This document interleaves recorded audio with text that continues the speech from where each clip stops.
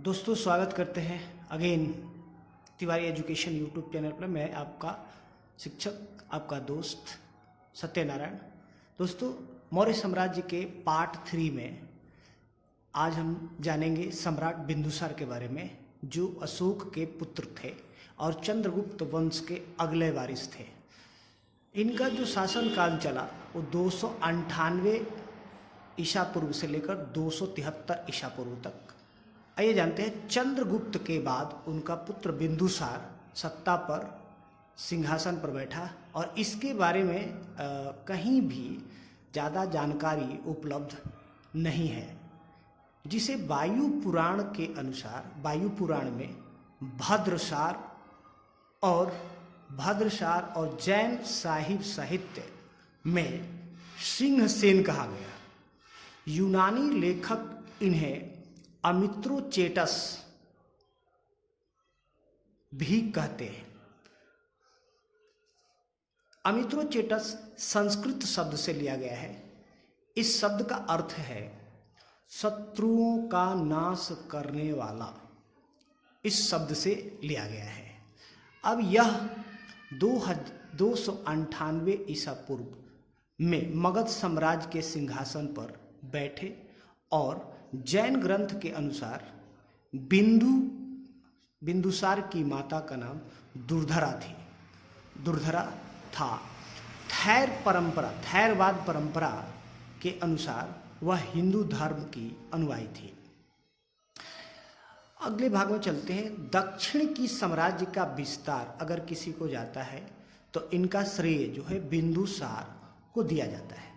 हालांकि उसके विजय अभियान का कोई भी कहीं भी साक्ष्य नहीं दिया गया है। आइए जानते हैं।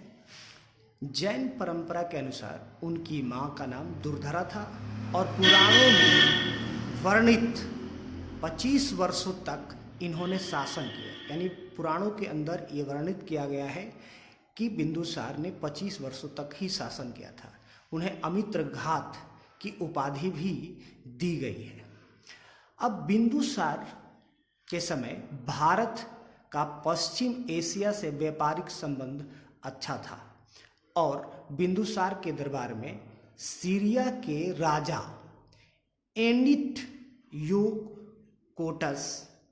प्रथम डाइमेकस नाम के राजदूत को भेजा था। सीरिया के राजा ने इस एंटियोकोटस प्रथम डाइमेकस नाम के राजा ने राजदूत भेजा था। किसके दरबार में? तो बिंदुसार के दरबार में। दिव्यवदान के अनुसार बिंदुसार के शासनकाल में तक्षशिला में 2 विद्रोह हुए थे, जिसका दमन करने के लिए पहली बार अपने पुत्र सुसीम और दूसरी बार अपने पुत्र अशोक को प्रशासन के क्षेत्र भेजा था।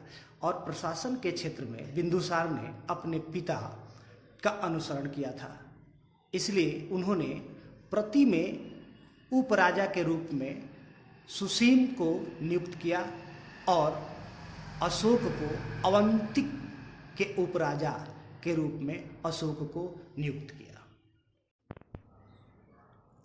और आगे जानते हैं बिंदुसार के बारे में। बिंदुसार की सभा में 500 सदस्यों वाली मंत्री परिषद थी, जिसका प्रधान सेवक या प्रधान सेनापति खल्लाटक था। और बौद्ध धर्म की सिंधली अनुसूचियों के अनुसार बिंदुसार की 16 पत्नियां थी।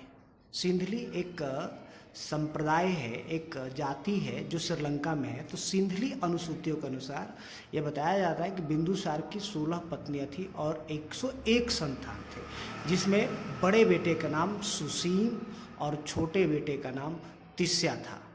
और बिंदुसार ने केवल 25 वर्षों तक राज्य किया और 273 ईसा पूर्व में उसकी मृत्यु हो गई। ये थी बिंदुसार की टोटल जानकारी। दोस्तों अगर आप हमारे चैनल पे नए हैं तो आप हमारे चैनल से जुड़िए, हमारे चैनल को सब्सक्राइब कीजिए, लाइक कीजिए और शेयर कीजिए, ताकि ये इन्फॉर्मेशन और भी पढ़ने वाले बच्चों के पास पहुंच सके। Thank you.